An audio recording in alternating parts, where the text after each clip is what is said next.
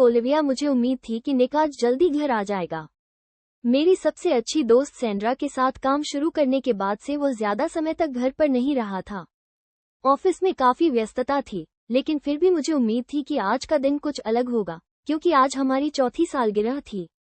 मेरे पास एक बड़ी खबर भी थी। मैं आखिरकार गर्भवती हो गई थी और हम उस परिवार में शामिल होने वाले थे जिसका हमने हमेशा सपना देखा था। 12 जब मैं उसे बताऊंगी तो उसकी प्रतिक्रिया देखने के लिए मैं बेताब थी, और मैं अपनी सास के बारे में सोचना भी नहीं चाहती थी। वो तो बहुत खुश होगी। निक को बताने के बाद मैं उसे फोन करके बताऊंगी। मुझे पूरा यकीन था कि मेरी प्रेगनेंसी की खबर सुनते ही वे अपनी यात्रा छोटी कर देंगे। मैं रसोई घर में घूमते हुए गुनगुना रहा था, खाना बनाना। मैं खुश थी, हालांकि मुझे पता था कि निक और मेरे बीच हाल ही में कुछ ठीक नहीं रहा। मुझे उम्मीद थी कि मेरी प्रेगनेंसी की खबर सुनने के बाद वो वही आदमी बन जाएगा जिससे मुझे फिर से प्यार हो जाएगा। जैसे ही मैंने आखिरी डिश डाइनिंग टेबल पर रखी, सामने का दरवाजा खुल गया। मेरा दिल खुशी से उछल पड़ा और मैं दौड़कर उसका स्वागत करने गई। जब मैं उसके पास पहुंची तो निक अपनी जैकेट उतार रहा था, लेकिन मुझे देखकर वो खुश नहीं लग रहा था। फिर भी मैंने मुस्कुराकर उसका अभिवादन किया। शुभ संध्या मेरे प्यारे, मैंने कहा और फिर उसे गले लगा लिया। तभी सैंड्रा मुस्कुराते हुए अंदर आई। वो वहां क्यों थी? मैंने उसे बताया था कि आज मेरी शादी की सालगिरह है और मैं निक के साथ अकेले शाम बिताना चाहती हूँ। सैंड्रा, तुम यहाँ हो? मैंने मुस्कुराने की कोशिश की। उसने मुझे गले लगाया और कहा, हाँ दोस्त। निक और मुझे अभी भी कुछ काम निपटाने हैं, लेकिन मैंने कहा था कि हम यही काम खत्म कर ले। ठीक है। सैंड्रा के चले जाने के बाद मैं डिनर के बाद निक से बात करूंगी।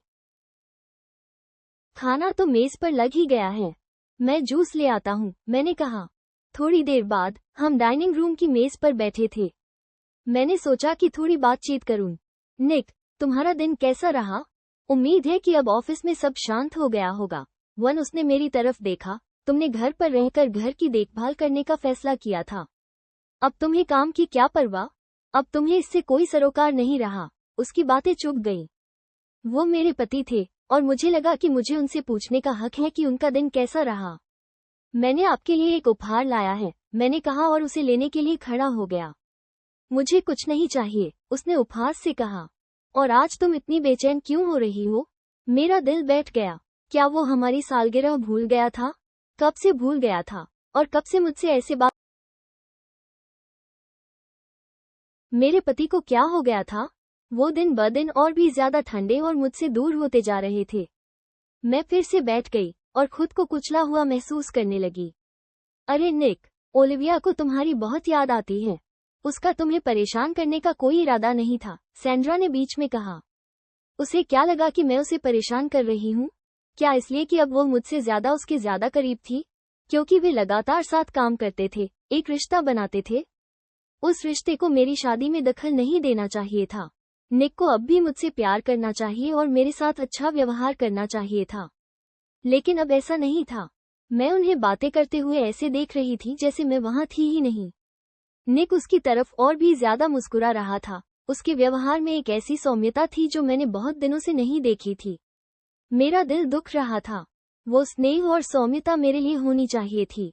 रात के खाने के अंत में मैंने कहा, मैं मेज साफ कर देता हूँ। क्या आप दोनों ने खाना खा लिया है? निक ने मेरी तरफ देखा तक नहीं। उसने बस अपनी प्लेट मेरी तरफ बढ़ा दी और ध्यान बनाए रखा। सैंड्रा पर मेरा हाथ मेरे पेट पर गया, उसे सहलाते हुए। ओह बेबी, तुम्हारे पापा अभी तुम्हारे बारे में सुनने को तैयार नहीं हैं। लेकिन मैं उन्हें बता दूंगी, वादा करती हूँ, और वो बहुत खुश होंगे कि तुम आखिरकार यहाँ आ गई हो। इससे पहले कि मैं कमरे से बाहर निकलता, सैंड्रा ने कहा, ओह, क्या आप चाहते थे कि मैं मेज साफ करने में आपकी मदद करूं? मैंने कोई जवाब नहीं दिया, बस प्लेटें उठाई और रसोई में चली गई। उन्हें सिंक में रखते ही मैंने किनारे को पकड़ लिया, गहरी सांसें लेते हुए खुद को शांत करने और अपने आंसुओं को रोकने की कोशिश की। एक सैंड्रा मेरे पीछे पीछे आई। कैसा लग रहा है ना? उसने आत्मसंतुष्ट स्वर में पूछा। मैं उलझन में उसकी ओर मुड़ा। तुम क्या कह रही हो? वो मुस्कुराई और मेरे करीब आ गई। ये जानते हुए कि आपके पति को अब आपकी परवाह नहीं है। ये जानते हुए कि आप उन्हें खो रही हैं। मेरे लिए, उसके शब्दों से मेरे अंदर क्रोध की लहर दौड़ गई। सैंड्रा, तुम ओलिविया, तुम क्या कर रही हो? वो चिल्लाई और खुद को जमीन पर पटक दिया। मैं वहीं जम सा गया, उसे घूरता रहा। मैं क्या कर रहा था? वो क्या कर रही थी? यही सवाल था। निक दौड़ता हुआ आया और जैसे ही वो रोने लगी, तुरंत उसके पास गया। उसने मुझे घूर कर देखा। तुमने क्या किया? मैंने कुछ नहीं किया। मैं हकलाते हुए पूरी तरह से हैरान होकर बोला। क्या हो रहा था? जाहिर है ये सैंड्रा की कोई हरकत थी। निक, ओह निक, खून बह रहा है। मैं अपना बच्चा खो रही हूँ, सैंड्रा सिसकते हुए बोली। मैं हौंफने लगी। बच्चा? कौन सा बच्चा? निक ने उसे गोद में उठाया और उसे गोद में लेकर बाहर भागा। मैं उनके पीछे पीछे गया, लेकिन वो मेरी तरफ मुड़ा। उसका चेहरा इतनी नफरत से भरा था कि मैं वहीं रुक गया। क्या तुमने मेरे साथ जो किया वो काफी नहीं है? अब तुम उसके पीछे जाओ। 21 अध्याय 1 बेबी, वरना मैं तुम्हें तुम्हारे किए की कीमत चुकाने पर मजबूर कर दूंगी। ओलिविया 2 दिन बाद, उसे बंद कर दो और उसे फिर कभी सूरज देखने मत दो। वो इसके लायक नहीं है, निक न्यू विलेज टाउन पुलिस पर चिल्लाया। उसकी आंखें बर्फ की तरह ठंडी थीं, नफरत से भरी हुई। अफसर ने मुझे उस गंदी, बदबूदार कोठरी में बेरहमी से धकेल दिया और सलाखें जोर से बंद कर दी। मैं मुड़ा और निक और सैंड्रा की तरफ देखा। वे साथ खड़े थे, पुराने दोस्त या प्रेमी लग रहे थे। यही वजह थी कि वो मेरे खिलाफ हो गया था, हालांकि मुझे समझ नहीं आया कि उसे ऐसा करने की क्या प्रेरणा थी। हम साथ साथ पले बड़े थे, सब कुछ साथ साथ किया था। हम एक दूसरे का ख्याल रखते थे। और अब वो मेरे पति के साथ खड़ी थी, जब उसने मुझे उस अपराध के लिए जेल में डाल दिया जो मैंने किया ही नहीं था। कुछ घंटे पहले मैं अपने पति के लिए रात का खाना बना रही थी, उनके काम से घर आने का इंतजार कर रही थी। रसोई में सैंड्रा वाली घटना के बाद भी, और हालांकि हालात पहले से ही बिगड़ चुके थे। सैंड्रा के वापस आने के बाद से हमारे बीच जो कुछ भी बदला है, मुझे अब भी उम्मीद थी कि हम चीजें ठीक कर सकते हैं। फिर यह हुआ। पुलिस के साथ आने पर निक ने जिस तरह मेरी तरफ देखा, उससे मेरा भी दिल टूट गया। मैंने उसकी आंखों में इतनी नफरत पहले कभी नहीं देखी थी। ऐसा लग रहा था जैसे सैंड्रा ने मेरी शादी तोड़ दी हो और उसे झूठ बोलकर मेरे खिलाफ कर दिया हो। और उसने मेरी हर बात पर यकीन कर लिया था। मैंने उससे विनती की, उसे समझाने की कोशिश की। निक, प्लीज, मैंने ऐसा नहीं किया। सैंड्रा झूठ बोल रही है। मुझे नहीं पता क्यों। प्लीज, मेरी बात पर यकीन करो। मैंने उसे धक्का नहीं दिया, उसके बच्चे को नहीं मारा, और मैंने तुमसे कुछ नहीं चुराया। तुम्हें पता है मैं ऐसा कभी नहीं कर सकती। मैंने जिद की थी, लेकिन उसने मेरी एक न सुनी। इसके बजाय वो अगले दिन पुलिस के साथ अस्पताल से वापस आ गया और मुझ पर चोरी करने का आरोप लगाया। मुझे पता ही नहीं चला कि कब हमारे बीच हालात इतने बिगड़ गए कि उसने मुझ पर भरोसा करना छोड़ दिया। एक समय हम खुश थे, अपने भविष्य की योजनाएं बना रहे थे। फिर मैंने अपने घर में एक सांप को घुसने दिया, और वो मुझ पर टूट पड़ा। मुझे सैंड्रा से भी विनती करनी पड़ी। सैंड्रा, प्लीज, उसे सच बताओ। उसे बताओ कि मैंने ऐसा नहीं किया। मुझे नहीं पता कि तुमने मुझसे इस तरह क्यों मुंह मोड़ लिया। तुम उससे इस तरह झूठ क्यों बोल रही हो? तुम्हें पता है कि मैं ऐसा कुछ नहीं कर सकती। मैंने तुम्हें मजबूर नहीं किया, और मुझे तो ये भी नहीं पता था कि तुम गर्भवती हो। तुम ऐसा क्यों करोगी? सच बताओ। अपनी बात साफ साफ कहने के बजाय सैंड्रा की आंखें भर आईं और उसने कहा, ओलिविया, तुम बहुत बेरहम हो। अब भी तुम अपने किए का इल्जाम मुझे ही लगा रही हो। मैंने ऐसा क्या किया था कि तुम्हें ये सब सहना पड़ा? मैं तुम्हारी दोस्त थी, और मैं तुमसे प्यार करती थी, लेकिन तुमने कभी मेरी परवाह नहीं की। तुम्हें पता था कि मैं गर्भवती हूँ, फिर भी तुमने मुझे परेशान किया। जब तुमने निक से चोरी शुरू की, तो मैंने उसे भी नहीं बताया। मैंने तुम्हारे राज छुपाए रखे, और तुम मुझे इसका बदला इस तरह दोगी? एक मुझे लगा जैसे मेरी सारी उम्मीदें खत्म हो गई हैं। इसमें कुछ भी सच नहीं था, फिर भी निक ने उस पर यकीन कर लिया था। सैंड्रा रो पड़ी और उसकी ओर मुड़ी। मुझे तुम्हें उसके बारे में कुछ नहीं बताना चाहिए था। वो ऐसा व्यवहार कर रही है, यह मेरी ही गलती है। मेरी कही हर बात भूल जाओ और अपनी बात सुनो। एक वो मेरी तरफ मुड़ी और बिना देखे मुस्कुराई। ओलिविया, मैं जा रही हूँ। मैं वापस विदेश जाऊंगी। मुझे माफ करना, मैंने तुम्हारी शादी बर्बाद कर दी। मैं तुम्हें हर चीज के लिए माफ करती हूँ, और मुझे पता है कि तुम्हारा मुझे मजबूर करने का कोई इरादा नहीं था। लेकिन तुम्हें अपने चुराए हुए सारे पैसों के बारे में खुलकर बताना चाहिए। मुझे यकीन है कि निक तुम्हें माफ कर देगा, और तुम चीजें ठीक कर सकती हो। निक की आंखें सैंड्रा की तरफ देखते ही नम पड़ गईं। वो उसकी सारी बकवास पर यकीन कर रहा था, और जब मैंने उसे सैंड्रा की तरफ इस नज़र से देखते देखा तो मेरा दिल टूट गया। वो कोमलता पहले सिर्फ मुझ में, उसकी पत्नी में ही थी। उदास मत हो, सैंड्रा। तुम वो जालिम नहीं हो जो मेरे पीछे धोखा, चोरी और साजिश रच रही हो, निक ने ठंडे स्वर में कहा। तुमने उसे मेरा बच्चा न हो इसके लिए वो गोलियां लेने को नहीं कहा था। तुमने उसे सीढ़ियों से नीचे नहीं धकेला था। फिर वो मेरी ओर मुड़ा और बोला, मैं वादा करता हूँ, ओलिविया, तुम सब कुछ चुकाओगी। जब तक मैं जिंदा हूँ, तुम्हें कभी चैन नहीं मिलेगा। डो तापमान कुछ डिग्री गिर गया। मेरी रीढ़ में ठंडी सिहरन दौड़ गई, ये जानते हुए कि उसके हर शब्द का मतलब था। मैंने कभी नहीं सोचा था कि वो मेरे साथ ऐसा कुछ कर सकता है या इतने घिनौने शब्द कह सकता है, और मैं अपने आंसुओं को बहने से नहीं रोक पाया। अध्याय 3। ओलिविया कोठरी में खड़े खड़े ही मेरे मन में अपनी दादी माँ के ख्याल आने लगे। अब जब मैं वहाँ बंद हूँ, तो उनका क्या होगा? उनके और उनकी नाजुक सेहत के बारे में सोचकर मेरी छाती फूल गई। मेरी गिरफ्तारी की खबर सुनकर शायद उनकी जान चली जाए। निक ने अधिकारी की ओर मुड़कर कहा, उससे कोई मिलने नहीं आएगा और उसे बाहर जाने की इजाजत नहीं है। उसे इसी कोठरी में सड़ने दो। मुझे कोई फर्क नहीं पड़ता, वो यहीं मर सकती है। मेरा दिल मानो टुकड़े टुकड़े हो गया। मुझे गर्मी लग रही थी और सांस लेने में तकलीफ हो रही थी। अगर मेरे घर कोई नहीं आ सकता तो मेरी दादी को कैसे पता चलेगा कि मैं ठीक हूँ? इससे तो उनकी जान ही चली जाएगी। मेरा गला मानो बंद हो रहा था, मानो सांस लेना बंद हो जाएगा। मैं बहुत जोर से हार मान लेना चाहती थी, लेकिन तभी मैंने सैंड्रा की आंखों में संतुष्टि भरी चमक देखी। मुझमें फिर से दृढ़ निश्चय जाग उठा। मैं उस चुड़ैल को जीतने नहीं दूंगा। तब तक मैं पसीने से भीग चुका था, मेरी आंखें तश्तरियों जितना चौड़ा। मुझे यकीन था कि मैं सफेद चादर की तरह पीला दिख रहा हूँ। भला पुलिस वाला घबरा गया। साहब, वो सांस नहीं ले पा रही है। क्या मुझे डॉक्टर को बुलाना चाहिए? शायद मुझे निक को बता देना चाहिए कि मैं उसके बच्चे को जन्म देने वाली हूँ। निक, असल में तुम डॉक्टर को क्यों बुला रही हो? निक ने अधिकारी पर भड़कते हुए पूछा। वो मुझे बरगलाने का नाटक कर रही है। वो इसमें माहिर है। मेरे चेहरे पर आंसू बहते रहे। ये वही आदमी था जो कभी मुझे तकलीफ में नहीं देख सकता था, और अब वही मुझे सबसे ज्यादा तकलीफ दे रहा था। सैंड्रा ने मेरे पति के साथ ऐसा क्या किया कि वो इतने बदल गए? काश मुझे पता होता कि उसने क्या और कैसे किया, क्योंकि 6 महीने के अंदर ही उसने निक को अपनी हथेली से खाना खिलाना शुरू कर दिया था। विदेश से लौटने पर मुझे उसे हमारे साथ रहने के लिए कभी नहीं कहना चाहिए था। मुझे उसे किराए पर घर ढूंढने में मदद करनी चाहिए थी। अगर मुझे उसके असली इरादे पता होते तो मैं दूरी बनाए रखता, लेकिन मुझे लगा था कि मैं अपनी सबसे अच्छी दोस्त की मदद कर रहा हूँ। मैंने निक से भी मिन्नतें की थी कि वो उसे अपनी कंपनी में नौकरी दे दे। आखिरकार वो मान गया और उसे वित्त विभाग में नौकरी दिला दी।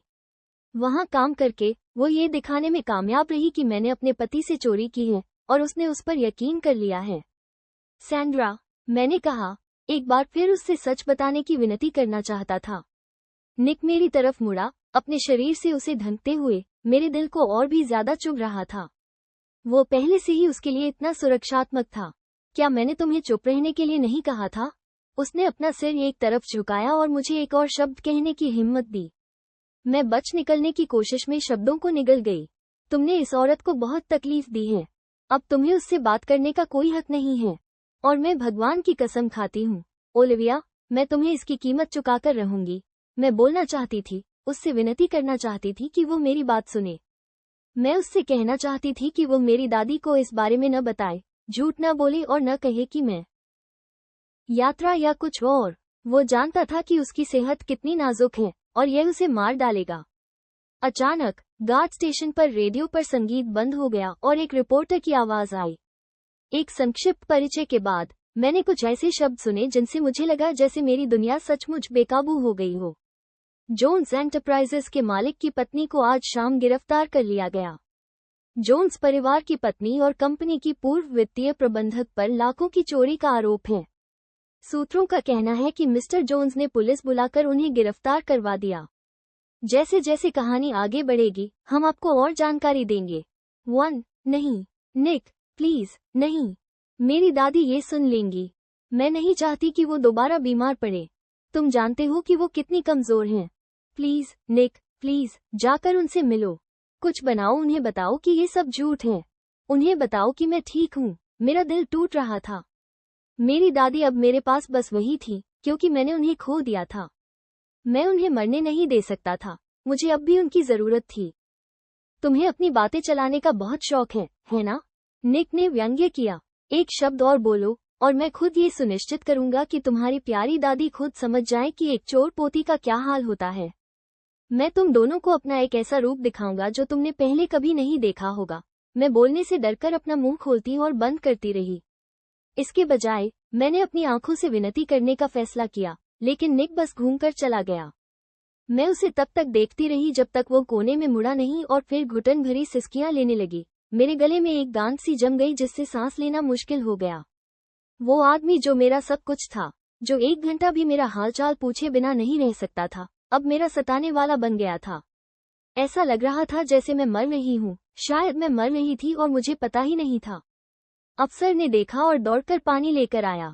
मुझे समझ नहीं आ रहा था कि वो मेरी मदद क्यों कर रहा है, पर मैं शुक्रगुजार था। मुझे इसकी जरूरत थी। मुझे नहीं पता कि तुमने एक आदमी को पार करने के लिए क्या किया।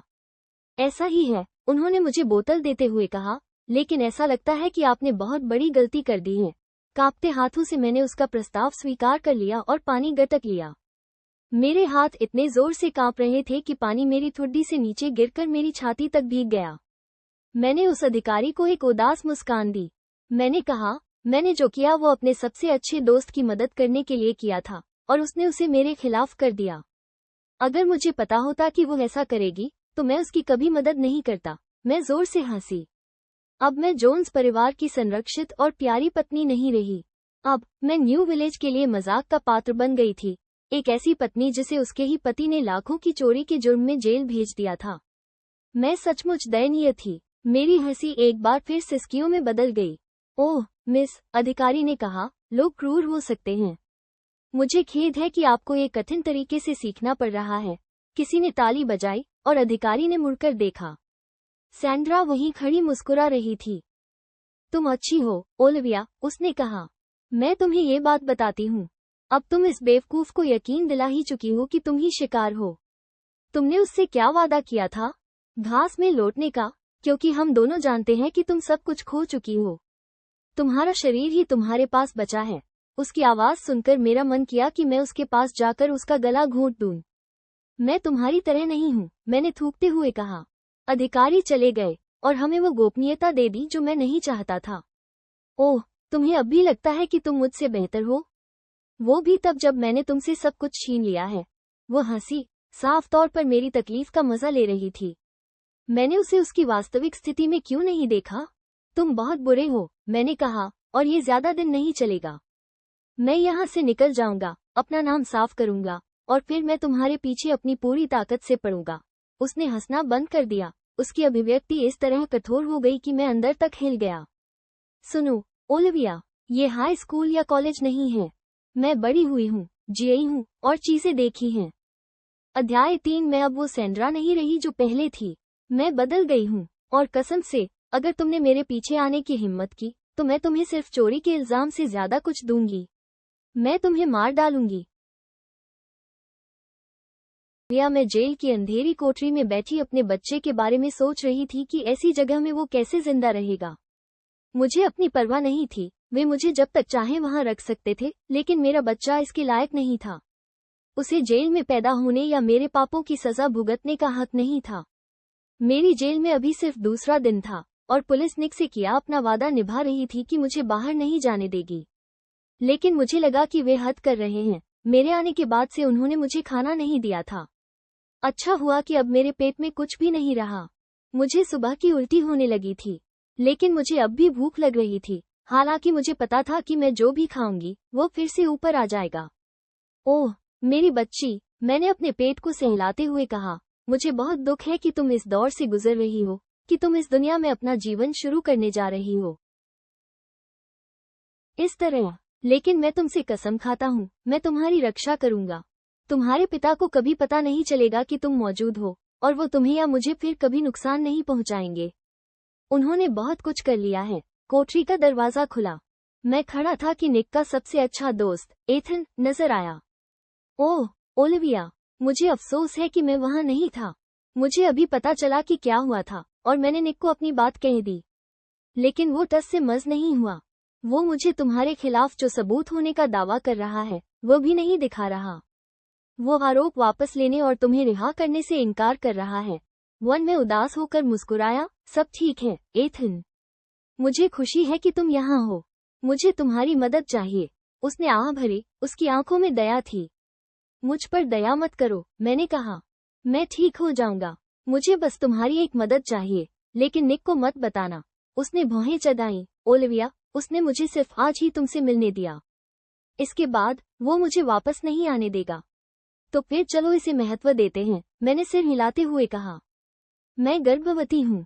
अभी समय है, लेकिन मुझे डर है कि मैं यहाँ अपने बच्चे को खो दूंगी। कृपया मेरी मदद करें। उसकी आंखें आश्चर्य से चौड़ी हो गईं। ओलिविया, निक को नहीं पता, है ना? मैंने अपना सिर हिला दिया। ये बेवकूफ। मैं इतने बेवकूफ से दोस्ती कैसे कर सकता हूँ? जिस औरत को तुम अपना दोस्त कहते हो, वो उसे अपनी हथेली से खाना खिला रही है, और वो ये देख ही नहीं सकता। वो इधर उधर टहलने लगा, लेकिन हमारे पास उसके गुस्से के लिए वक्त नहीं था। वन, एथन, प्लीज, निक के बारे में भूल जाओ। कर्मा उन दोनों से निपट लेगा। मुझे अपने बच्चे की चिंता करनी है। वह रुका और मेरी तरफ देखा। उसकी आंखों में चिंता थी। ठीक है, मैं देखता हूँ कि मैं क्या कर सकता हूँ। मैं तुम्हारे लिए कुछ प्रसव पूर्व विटामिन लाने की कोशिश करूंगा ताकि बच्चा स्वस्थ रहे, और फिर किसी गार्ड को रिश्वत देकर तुम्हारे लिए दवा मंगवा दूंगा, और जब तुम्हें प्रसव पीड़ा शुरू हो तो मुझे बता दूंगा। मुझे राहत मिली। शुक्रिया एथन। प्लीज, समय समय पर अपनी दादी का हालचाल पूछती रहती हूँ। उसे बताएं कि मैं ठीक हूँ और उसे बताएं कि वह मेरे बारे में तनाव या चिंता न करे। उसने मुझे फिर से दया भरी नजर से देखा। मुझे ऐसे देखना बंद करो। मैं ठीक हो जाऊंगा। बस इसमें मेरी मदद करो और सब ठीक हो जाएगा। मुझे नहीं पता कि तुम ये कैसे कर लेती हो, ओलिविया। मुझे नहीं पता कि जब तुम ऐसी स्थिति में होती हो तो तुम इतनी सकारात्मक कैसे हो सकती हो। मेरे पास कोई चारा नहीं था। मैं टूटकर बिखरने का जोखिम नहीं उठा सकती थी। मुझे एक बच्चे और अपनी दादी के बारे में सोचना था। समय समाप्त हो गया है, मिस्टर लुइस, एक अधिकारी ने एथन को सूचित किया। आपको केवल 10 मिनट मिलेंगे, और 1 मिनट भी ज्यादा नहीं। मैं अपना वादा पूरा करूंगा, एथन ने कहा। मैं तुम्हें फिर से देखने के लिए हर संभव कोशिश करूंगा। हिम्मत रखो, ओलिविया। मैं हल्के से मुस्कुराई और सिर हिलाया। उसके जाने के बाद मुझे उम्मीद की एक हल्की सी किरण दिखाई दी कि मेरा बच्चा सब ठीक हो जाएगा। एथन अपनी बात का पक्का था। वो मेरी मदद करने का कोई न कोई रास्ता जरूर निकालेगा। मैं कोने में बिछे पतले गद्दे पर लेट गई, भ्रूण की मुद्रा में सिमट गई, और इतने कम समय में जो कुछ भी हुआ था उसके बारे में सोचने लगी। कैसे मेरे सबसे अच्छे दोस्त ने मुझे धोखा दिया, और कैसे मैंने अपनी शादी को पूरी तरह से टूटने दिया, और वो भी अनजाने में। इन्हीं विचारों को मन में लिए मैं सो गई। कोठरी के दरवाजे की खटखट से मेरी नींद खुल गई। लो, ये तुम्हारे लिए है। अधिकारी ने एक छोटा प्लास्टिक बैग मेरी कोठरी में फेंकने से पहले इधर उधर देखा। मिस्टर लुइस की तरफ से। मैं हमेशा तो यहाँ नहीं रहूंगा, लेकिन जब रहूंगा तो तुम्हारा ध्यान रखूंगा। उसने दरवाजा बंद किया और चला गया।